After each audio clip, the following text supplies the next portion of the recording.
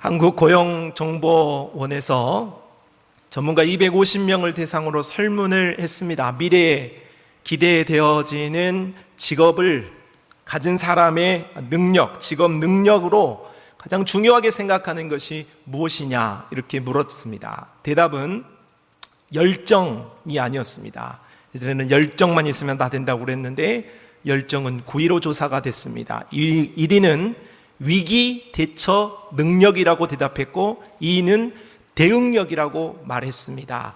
그만큼 기업에서 요구하는 것은 직업의 역량으로 변화에 대응하여서 역량을 잘 발휘할 수 있는 사람을 원하고 있다 하는 것입니다. 이 말은 세상이 시시각각으로 너무나도 빠르게 변화하고 있기 때문에 그 변화에 민감하고 그 트렌드를 잘 따라가고 그것을 잘 응용할 수 있는 사람이 살아남을 수 있는 경쟁력 있는 사람이다고 평가한 것이죠. 그렇게 생각하는 것입니다. 사람들은 이러한 세상의 급변하는 모습 때문에 그것을 따라가기 위하여서 크고 작은 스트레스를 받습니다. 그것에 굉장한 애를 쓰고 있고 거기에서 뒤처지지 않기 위해서 참 많은 노력을 하고 있습니다. 우리도 그렇게 살아가고 있는 거죠. 이런 세상의 급변화가 우리를 어지럽게 하지만 하나님께서는 우리를 향한 마음을 한 번도 변화하지 않았습니다. 하나님은 변개하지 아니하시고 우리를 향하여서 단 한 가지의 마음을 가지셨습니다. 그것은 바로 온 세상이 예수 그리스도를 믿고 구원받고 예수 그리스도가 장차 오실 때 천국에서 영원한 생명을 얻게 하시는 것, 이 한 가지의 하나님의 소원은 한 번도 변하지 않았다 하는 것입니다.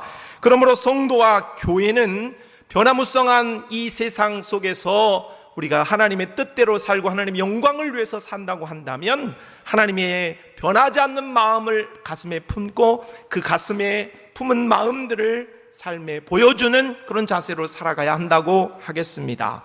사도행전의 역사도 하나님의 한결같은 뜻인 복음 전파와 온 열방을 향한 하나님의 복음이 전파되어지는 것에 초점이 맞춰져 있습니다. 사도행전의 진일보의 역사를 우리가 쭉 살펴보고 있는데 사도행전의 진일보의 역사, 첫째는 먼저 유대인들에게 말씀이 선포되었습니다. 복음이 선포되었습니다. 히브리파 유대인들에게 선포된 것입니다. 둘째는 헬라파 유대인들에게 복음이 선포되었습니다. 셋째는 혼혈된 유대인들에게 복음이 선포되었습니다. 이것이 바로 우리가 지난 시간에 살펴보았던 사마리아, 버려진 땅에 복음이 들어간 일이었다고 하겠습니다. 오늘은 더 나아가서 네 번째로 유대인들인 이방 유대인들에게 복음이 전해지는 장면을 소개한다고 볼 수 있겠습니다. 오늘 27절 말씀에 일어나 가서 보니 에디오피아 사람 곧 에디오피아 여왕 간다게의 모든 국고를 맡은 관리인 네시에게 복음이 들어갔다 하는 것이죠. 다음으로는 이제 고넬료 이방인, 유대인이 아닌 이방인에게 복음이 선포되어지는 것을 우리는 살펴보게 되어질 것입니다. 그러니까 복음은 계속해서 진일보하고 있는 것을 우리가 생각해 볼 수 있는 것입니다. 히브리파 유대인에서 헬라파 유대인에게로, 그리고 혼혈의 유대인에게, 이방인 유대인에게, 그리고 이제 유대인이 아닌 오직 이방인들에게 복음이 계속해서 확장되어져 가고 있는 내용이 바로 사도행전의 내용이라고 할 수 있겠습니다. 성령의 역사는 땅끝을 향하여서, 종말을 향하여서 전짐적으로 확장되어 가고 있습니다. 오늘 우리는 그러므로 복음의 확장, 하나님의 마음이 담겨져 있는 이 장면을 통하여서 복음이 어떻게 진일보하고 있는가를 살펴볼 수 있겠습니다. 복음의 진일보가 오늘 어떻게 일어났는가 본문의 내용을 살펴본다면, 첫째로 복음의 순종을 통하여서 이 일이 일어나게 됩니다. 빌립은 예루살렘의 박해를 피하여서 사마리아 성으로 흩어졌습니다. 그곳에 복음을 담대하게 전하지요. 사마리아 성에 있는 사람들이 빌립이 전하는 복음을 듣고 물세례를 받았습니다.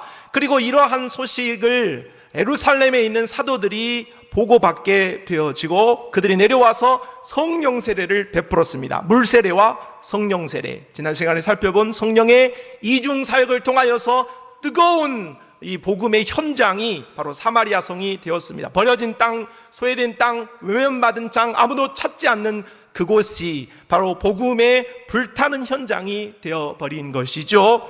성경의 기록은 여기까지 되어 있습니다만은 우리가 조금만 생각을 더 해본다면 그것에서 복음이 끝나지 않았을 것을 충분히 예상해 볼 수 있습니다. 물세례를 받고 성령 세례를 받고 성령의 뜨거운 복음의 역사가 전해졌던 사마리아 성이 그걸로 끝, 마침표가 찍어졌을 리는 없겠죠. 오히려 그 복음이 전파되고 시작되었던 사마리아 성은 복음으로 뜨거웠을 것입니다. 더욱더 분주하였을 것입니다. 마치 어린아이를 낳는 일이 참으로 어렵고 참으로 험난한 일이지만 어린아이를 가지고 있는 사람들에게 우리가 흔히 말하죠. 그때가 좋은 줄 아시오. 그런 말을 합니다. 뱃속에 있을 때 힘들기는 하나 낳아서 키우는 것보다는 뱃속에 있는 것이 낫다, 그 말이죠.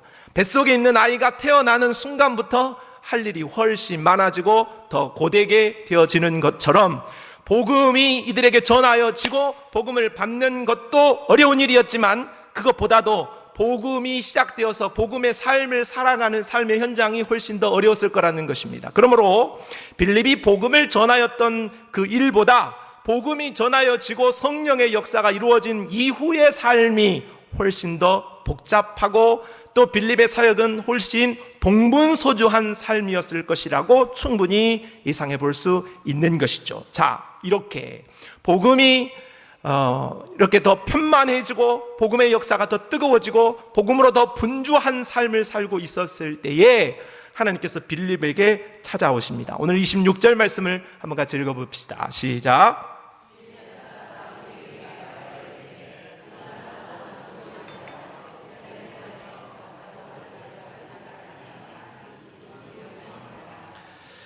갓 복음을 받고 믿음과 성령으로 뜨거웠던 이 복음의 현장에서 참 재미있었을 것 같습니다. 빌립이 얼마나 그 현장을 보면서 뿌듯함을 느끼고 보람을 느끼고 기쁨과 감사가 넘쳤겠어요. 그런데 난데없이 주의 사자가 나타나서 떠나라는 겁니다. 사마리아 성에 더 머물지 말고 떠나라는 겁니다. 지금 빌립은 사마리아 성에 오고 싶어서 온 게 아니죠. 예루살렘에 갑작스럽게 찾아온 대박해로 말미암아 어쩔 수 없이 사마리아 성에 온 거예요. 자, 그런데 이곳에서 복음의 놀라운 역사로 인하여서 기뻐하는 것도 잠시, 하나님께서는 다시 주의 사자가 오셔서 떠나라는 겁니다. 그것도 가사라는 곳으로 가라고 말씀하시는데, 이 가사는 오늘 이거 있는 사마리아 성에서 150km나 떨어진 곳이고 광야입니다. 풀 한 폭이 나지 않는 광야인 것이죠. 익숙한 곳이고 은혜가 있는 것이고 뭔가 한번 해볼 만한 것이고 뭔가 한번 살만 나는 그런 현장에 있는데 주의 사자가 갑자기 나타나서 떠나라 이렇게 명령을 한 것입니다. 이유나 좀 알려줬으면 좋겠는데 이유를 알려주지도 않습니다. 아브라함에게 하나님께서 나타나서 갈대와 우르를 떠나라, 네 고향과 친척을 떠나라, 그렇게만 말씀하셨던 것처럼 빌립에게도 너 떠나라, 가사로 광야로 가라 하는 명령을 내리신 것입니다. 하나님은 모든 자연세계를 창조하신 분이심을 믿습니다. 우리 하나님은 모든 세계를 창조하셨을 뿐만 아니라 오늘 또 하나님의 오른손으로 이 온 세상을 운영하시는데 한치의 오차도 없이 이것을 운영해 가고 계시는 줄로 믿습니다. 태양이 지구와의 사이가 정확하게 거리를 유지해야만 우리가 살 수 있는 것 아시죠? 조금만 가까워지면 우리가 다 타 죽습니다. 조금만 멀어지면 우리는 다 추워 얼어 죽습니다. 적당한 거리, 우리는 태어나서 그 태양과의 거리를 가깝게 하기 위하여서 아니면 적당한 거리를 유지하기 위하여서 비용을 지불하지도 않고 그것을 계산해 볼 필요도 없습니다. 왜냐하면 하나님께서 그렇게 오차 없이 성실하시고 신실하시게 이 온 우주를 운영하시고 내가 이 땅에서 살아갈 수 있는 충분한 조건들을 제공해 주고 계시기 때문입니다. 그러니 하나님은 참으로 과학적인 분이시고 하나님은 참으로 합리적이고 상식에 합한 분이시다, 그렇게 말씀할 수 있겠습니다. 하나님을 우리는 믿음 그러면 믿음은 아주 그냥 비상식적인 것으로 생각하는데 전혀 그렇지 않죠. 우리는 하나님의 가장 상식적인 것을 요구하시는 분인 것을 알아야 합니다. 그러나 하나님은 늘 상식으로만 일하시는 분은 아니라는 것 또한 알아야 할 것입니다. 하나님께서 아까 말씀드린 대로 아브라함에게 느닷없이 찾아와서 고향 땅을 떠나라 그럽니다. 어느 날 찾아와서 그 눈에 넣어도 아프지 않는 독자 이삭을 번제로 바치라 이렇게 말합니다. 모세에게 찾아와서 홍해를 향하여 손을 들어 올리면은 바다가 갈라질 것이라고 말합니다. 여호수아에게 말하기를 제사장들에게 요단강을 밟으라 그렇게 명령을 하셨습니다.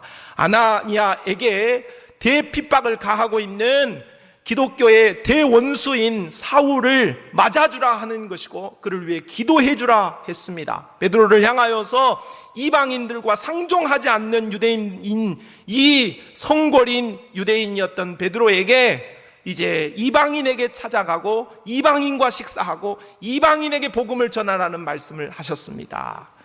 정말로 비상식의 결정은 바로 우리 하나님께서 아들 예수 그리스도에게 십자가에서 죽어버려라 하신 명령이었습니다. 이건 도저히 상식적인 이야기가 아닌 것이죠. 죄 없는 이가 죄를 위하여서 십자가에 죽는 것은 도저히 이성으로 불가하고 합리적이지 않은 결정인 것입니다. 그런데 하나님께서는 성경을 통하여서 수많은 이런 비합리적이고 비상식적인 이야기들을 명령하셨습니다. 그런데 하나님께서 이러한 명령을 내리신 목적은 이 일을 통하여서 기적을 나타내시고 이 일을 통하여서 가장 더 복되고 아름다운 것들을 주시기 위한 하나님의 과정이자 또 하나님께서 이를 이루어 가시는 그런 모습이라고 할 수 있겠습니다. 그렇습니다. 빌립 입장에서 보았을 때에 잘 살고 있지롱, 잘 살고 있었던 빌립에게 그것을 떠나라고 명령했을 때 그 명령을 순종하는 것이 쉬웠겠는가? 그렇지 않았을 겁니다. 빌립도 역시 인성을 가진 사람이었으니까 말이죠. 그런데 빌립은 오늘 27절 상반절의 말씀을 보면 이렇습니다. 일어나 가서 보니. 오늘 26절에 하나님께서 주의 사자가 떠나라는 명령을 했고 27절에 곧장 이어서 일어나 가서 보니라고 말했습니다. 그러니까 26절과 27절 사이에는 공간이 존재하지 않습니다. 공백이 없다 하는 것이죠. 그 말은 하나님께서 명령하셨고 빌립이 순종을 했는데 그 사이에는 의심이 없었고 주저함도 없었고 온전한 순종이었으며 즉각적인 순종을 빌립이 감행했다 하는 것으로 우리가 이 말씀을 해석해 볼 수가 있겠습니다. 그렇다면 빌립이 사람이었던 그가 즉각적인 순종을 할 수 있었던 이유는 무엇일까? 참으로 이성적으로 받아들이기 힘들었던 이야기였지만 그것을 쉽게 받아들일 수 있었던 이유는 무엇이었을까? 사도행전 6장 5절에 이런 말씀이 있습니다. 온 무리가 이 말을 기뻐하여 믿음과 성령이 충만한 사람 스데반과 또 빌립과 초대교회 7 집사를 세울 때에 스데반과 빌립이 포함되어 있었습니다. 그런데 이 스데반과 빌립 7 집사의 특징은 믿음이 충만하고 성령이 충만했다 이렇게 설명하고 있습니다. 믿음이 충만하고 성령이 충만했다, 성경은 이렇게 기록하고 있는데 단언코 우리가 이 말씀에서 한 가지 더 생각할 수 있었던 것은 빌립과 스데반은 믿음과 성령이 충만하기 위한 전제 조건인 하나님의 말씀이 충만했다 이렇게 해석해야 맞습니다. 그 이후로 스데반이 순교를 당하는 현장이 어땠습니까? 구약 창세기로부터 바로 말라기에 이른 예수님의 시대까지 오는 이야기들을 거침없이 죽음의 현장 속에서 말합니다. 성경을 펴가지고 오늘 이사야서 몇 장 몇 절에 그런 말씀을 했다, 그 정도가 아니라 성경을 창세기부터 마지막까지 기록되어진 구약 성경을 빠짐없이 꼼꼼하게 일목요연하게 말할 수 있을 만큼 하나님의 말씀으로 스데반이 충만했다 그 말이죠. 빌립도 역시 그렇습니다. 빌립이 사마리아 성에 나아가서 복음을 전할 때에 예수 그리스도를 증거했습니다. 예수 그리스도를 증거하는 것은 예수만 전하면 안 됩니다. 예수를 전하기 위하여서 기록되어져 있는 구약의 성경이 바탕이 되어 있어야 복음이 능력 있게 설명이 되는 것입니다. 예수 그리스도가 더 값진 복음으로 설명되기 위하여서는 구약에 예언되어져 있는 예고편이 잘 이해가 되어지고 이것이 합리적으로 해석이 되어져야만이 복음이 능력 있고 아주 스펙타클하게 다가온다, 그렇게 말씀할 수 있는 것이죠. 그러므로 스데반과 빌립은 믿음과 성령이 충만한 배경으로 하나님의 말씀이 충만했다, 충분히 그렇게 해석할 수 있는 것입니다. 빌립은 믿음, 성령, 말씀이 충만한 사람이었기 때문에 성령의 지시하심에 즉각적인 순종을 할 수 있었습니다. 성경에 기록되어져 있었던 비합리적이고 비이성적이었던 이 모든 기적에 관한, 그리고 그 기적에 순종이 기반했던 이야기들을 충분히 알고 있었다 하는 것이죠. 나뭇가지를 베어서 물에 던졌더니 쇠도끼가 물에서 떠오른 이야기를 알았다는 것입니다. 불뱀에 물려서 죽어져 가고 있었던 사람들이 노뱀에 달린, 장대에 달린 노뱀을 쳐다볼 때에 죽음에서 살아나는 이야기를 알았다 하는 것입니다. 나병에 걸려서 고칠 수 없었던 그가 더러운 요단강 물에 들어갔다 나왔더니 어린아이의 피부같이 깨끗하여졌던 이야기를 알고 있었다는 것이죠. 난공불락의 성이었던 여리고를 그냥 뺑뺑뺑 돌기만 했는데 그 성이 와르르 전쟁 한번 치르지 않고 무너져서 그 성을 취할 수 있었던 이야기를 충분히 성경을 통하여서 빌립은 확인하고 있었다 하는 것입니다. 말이 안 되는 이야기지만 그 말에 순종하게 되어질 때에 기적이 나타난다는 이야기를 성경을 통하여서 빌립은 충분히 알았고 믿었고 확인하고 있었던 차에 자신을 향하여서 온 명령이 주어졌을 때에, 비상식적인 명령이 주어졌을 때에 자신도 순종하게 되어진다면 성경에 기록되어졌던 그 삶의 기적이 자신의 것이 되어질 것이라고 빌립은 알았고 그것에 순종할 수 있었다 하는 것이지요. 성도 여러분, 우리도 역시 하나님은 충만한 자를 통하여서 기적을 나타내시는 분이시라는 것을 알고 빌립처럼 믿음으로 충만하고 성령으로 충만하고 성경으로 충만할 수 있기를 주님의 이름으로 축복합니다. 오늘부터 이제 또 큐티를 새 연도로 시작하게 되어질 것입니다. 여러분, 매일매일 하는 그 큐티의 시간을 소홀히 여기지 말고 그것을 통하여서 하나님을 만나고 성경에 기록되어져 있는 내용들을 충분히 성령의 감동을 통하여서 여러분의 것으로 삼을 수 있게 되기를 바랍니다. 그렇다면 그 지식과 그 만난 하나님에 대한 알미, 바로 여러분의 삶에 기적을 일으킬 수 있는 원동력이 되어진다는 사실을 잊지 마시기를 바랍니다. 또한 이 복음이 전파되어지는 하나님의 이 복음의 전진을 이루는 그 역사에 있어서는 오늘 우리가 역시 성경에 대한 충분한 암과 또 순종이 필요한 것을 성경은 우리에게 말씀합니다. 로마서 10장 13절로 15절 말씀을 같이 한번 읽어봅시다. 시작.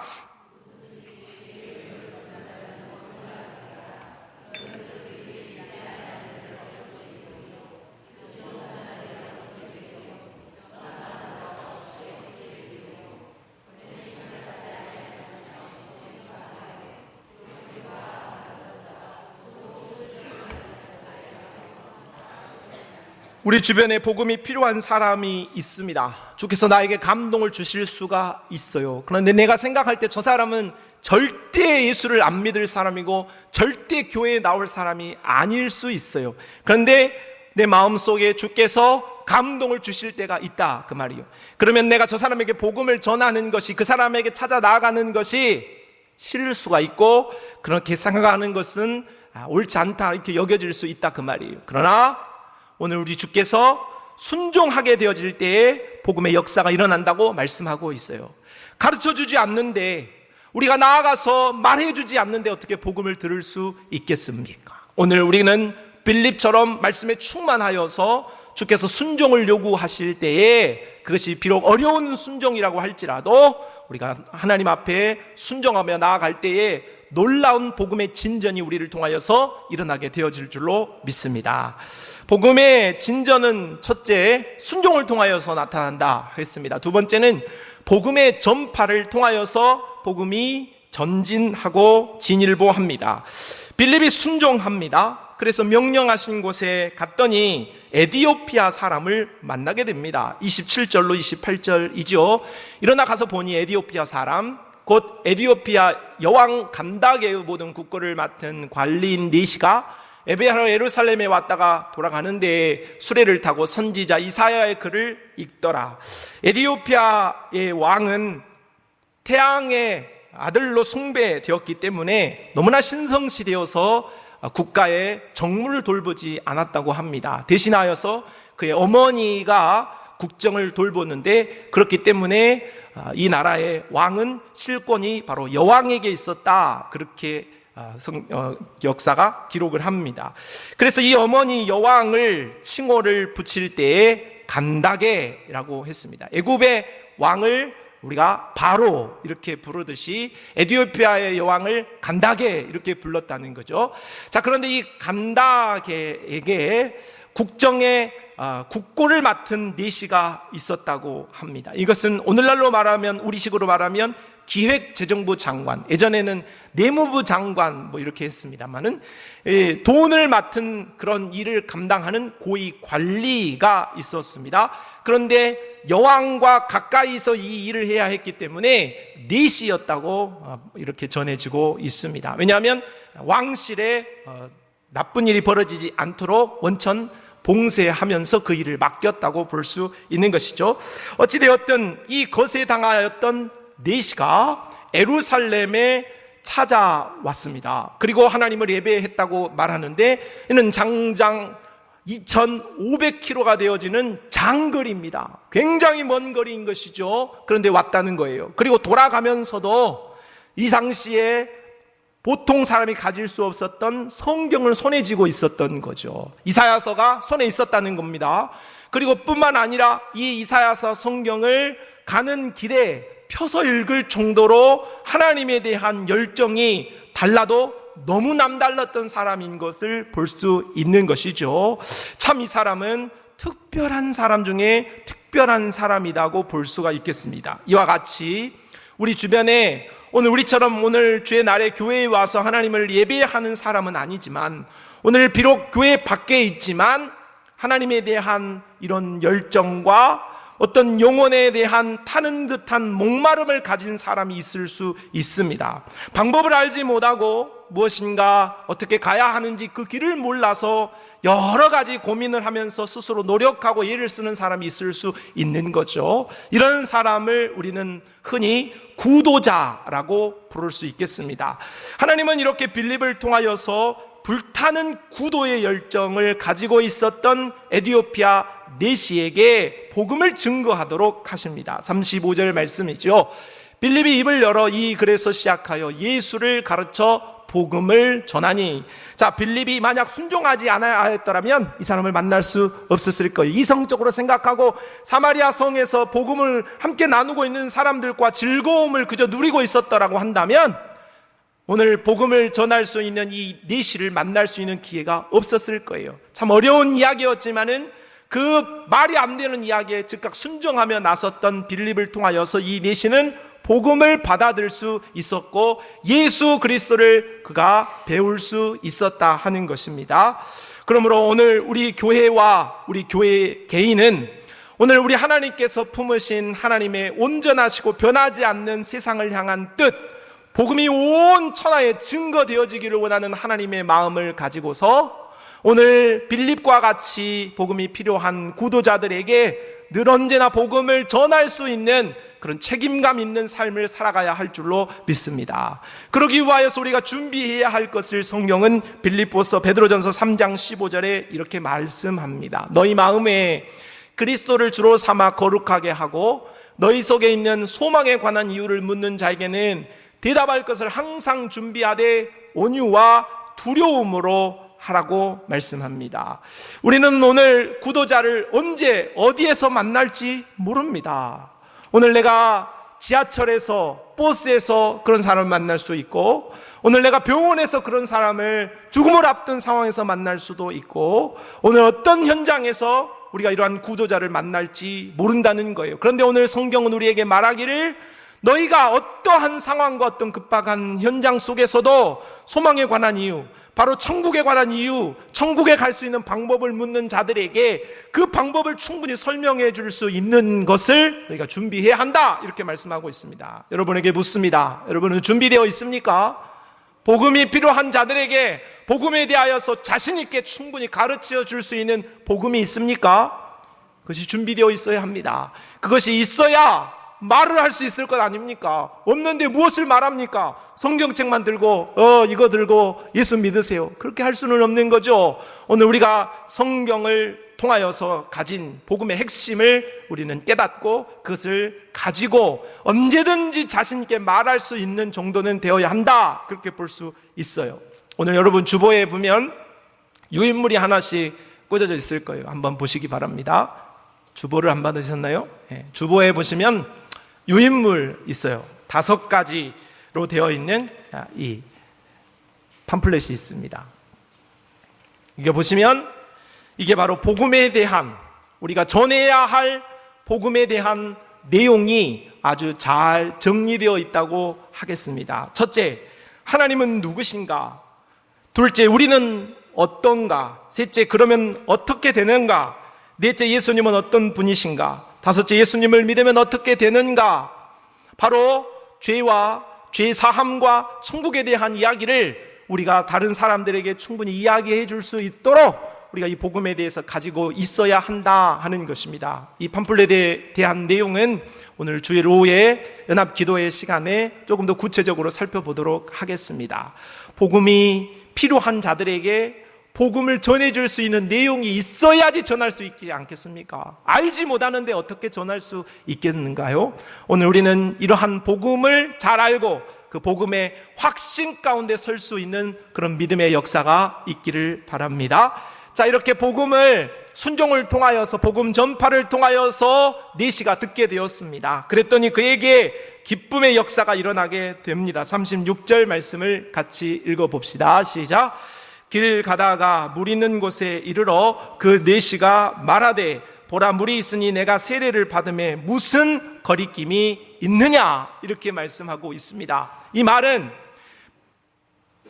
네시가 복음을 받아들이기 전에, 예수에 대하여서 깨닫기 전에 거리낌이 많았다는 것입니다. 자신이 예루살렘에 가는 것도 거리낌이 있었고, 자신의 피부가 혹 검은색인 것도 거리낌이 있었고, 자신이 이방인인 것도 거리낌이 있었고, 자신이 네시인 것도 자랑할 수 없는 거리낌이 있었다 하는 거죠.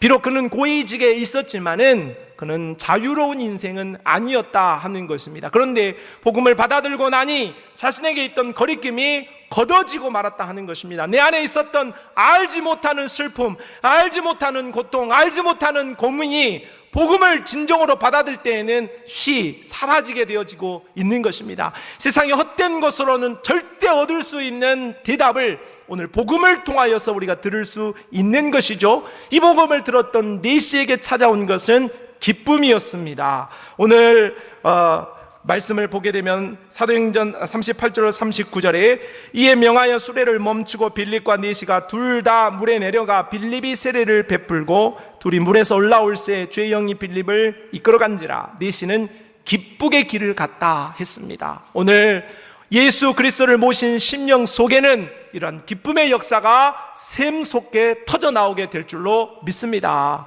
오늘 사도행전을 우리가 살펴보면서 복음을 받아들일 기쁨을 얻었던 것을 우리가 몇 번 살펴보았습니다. 사도행전 2장 46절에도 날마다 마음을 같이하여 성전에 모이기를 힘쓰고 집에서 떡을 떼매 기쁨과 순전한 마음으로 음식을 먹었다 말합니다. 사마리아 성에도 사도행전 8장 8절에 말씀하기를 그 성에 큰 기쁨이 있었다 이렇게 말씀하고 있습니다. 오늘 예수를 모시면 우리 안에 말할 수 없는 생수의 강이 터져나는 기쁨의 역사가 일어나게 될 줄로 믿습니다. 바울은 이 기쁨이 있었다고 말하고 있습니다. 그래서 그는 감옥에 있을 때에도 기뻐한다고 말했고, 환난과 핍박을 당하여도 기뻐한다고 말했습니다. 예수를 경험하고 난 바울의 삶은 언제 한번 편할 날이 없었고 언제 한번 즐거워할 날이 없었습니다. 그러나 바울은 늘 기쁘다, 그리고 기뻐하라고 명령했습니다. 그 이유는 그 안에 모신 예수 그리스도 때문이었습니다. 예수가 기쁨의 원인이 되었다고 말하는 것이죠. 성도 여러분, 한번 생각해 보십시오. 오늘 우리가 한평생을 살아가면서 정말로 세상의 환경으로 인하여서 기뻐할 날이 며칠이나 될까? 손으로 한번 꼽아보세요. 결혼을 할 때 저도 참 기뻤습니다. 그래서 사람들이 저를 보고 늘 놀렸습니다. 입이 귀에 걸렸네, 그렇게 놀렸습니다. 그런 기쁨도 있고, 또 우리가 취업을 하지 못하다가 취업할 때의 그 기쁨은, 취업 못한 사람은 그것만 있으면은 세상에서 비교할 수 없는 기쁨을 얻을 것이라고 말하지요. 집에 어려운 살림을 하는 사람은 넓은 집, 좋은 집 이사 가는 것에 정말로 기쁘고 뛸 듯이 즐거워합니다. 원하는 것들을 이루어냈을 때에 세상이 주지 못한 기쁨을 갖는 것은 맞아요. 그러나 그 기쁨은, 세상에 있는 기쁨은 얼마 가지 못하는 거예요. 그리고 그 기쁨은 손가락으로 셀 만큼 밖에 되지 않아요. 환경으로 인한 기쁨은 늘 그렇다 하는 거예요. 그러나 우리는 그런 일시적인 기쁨과 작은 기쁨으로 만족할 사람들이 아니라는 것입니다. 변하지 않는 기쁨, 영원한 기쁨은 바로 내 안에 있는 예수 그리스도로 인한 기쁨이 되어지는 줄로 믿습니다. 이것은 떠나지도 않고 변하지도 않습니다. 우리 안에 있는 예수로 인한, 복음으로 인한 그 기쁨이 늘 넘쳐날 수 있게 되기를 바랍니다. 또한 내가 그 복음의 기쁨을 누리는 것뿐만 아니라 이 복음을 많은 사람들에게 전함으로 그 기쁨을 전달해주는 축복의 통로로 우리가 쓰임받을 수 있다면 얼마나 하나님의 기쁨이 되어질 수 있겠습니까? 기쁨을 누리고 기쁨을 전달할 수 있는, 그래서 복음의 진일보가 일어나는 그런 아름다운 역사가 일어나기를 바랍니다. 말씀을 정리하겠습니다. 창조 이후로 하나님의 변함없는 계획은 모든 열방이 예수 그리스도를 통한 복음을 통하여 기쁨을 누리는 것입니다. 우리는 이 일을 위하여서 땅끝까지 이르러서 복음을 전해야 할 사명을 받은 사람들입니다. 작은 나이고 문제도 많은 나이입니다. 그러나 하나님은 작은 나를 기대하고 있습니다. 나를 통하여서 복음이 진일보되어지기를, 나를 통하여서 복음이 끊어지는 것이 아니라 복음이 계속해서 확장되어져 가기를 하나님은 오늘 또 우리를 통하여 요구하고 계시는 줄로 믿습니다. 오늘 복음의 진일보는 어떻게 일어났습니까? 순종을 통하여서 일어났고, 확실한 복음을 알고 그 복음을 전할 때, 진리를 확실히 증거할 때 일어나게 되었습니다. 오늘 우리도 확실한 이 복음을 마음에 받아 안고 이 복음을 전하는 일에 주저하지 않고 순종할 수 있게 되기를 바랍니다. 그럴 때 우리 안에 기쁨의 역사가 다른 사람들에게도 증거되어지고, 또한 하나님이 기뻐하실 수 있는 아름다운 역사가 일어나게 되어질 줄로 믿습니다. 우리를 통하여서, 사랑하는 우리 벌교 성산교회를 통하여서 복음의 역사가 끊임없이 증거되어지므로 하나님이 영광 받으실 수 있는 아름다운 은혜의 역사가 우리 안에 계속해서 펼쳐질 수 있기를 주님의 이름으로 축복합니다. 고마우신 하나님 아버지, 감사합니다. 오늘 우리를 통하여서 말씀하시고 가르쳐 주신 대로 복음을 필요한 자들, 구도자들을 향한 이 순종의 걸음을 우리가 포기하지 않게 하여 주시고, 지속적으로 이 복음을 듣고 세계를 향하여, 열방을 향하여, 이웃을 향하여 나아갈 수 있는 우리가 되게 하여 주옵소서. 예수님의 이름으로 기도합니다. 아멘.